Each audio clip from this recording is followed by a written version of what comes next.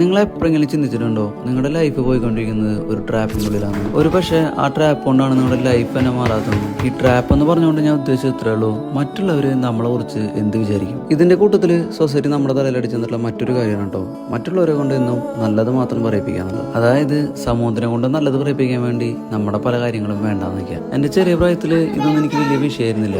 ഒരു പ്രായം വരെ ഇതൊക്കെ അംഗീകരിക്കാനും പോകാനും എനിക്ക് ഓക്കെ ആയിരുന്നു കേട്ടോ. പക്ഷെ ജീവിതത്തിന്റെ ഒരു പോയിന്റ് എത്തിയപ്പോൾ ശരിക്കും കാര്യം പിടിയിട്ടാ.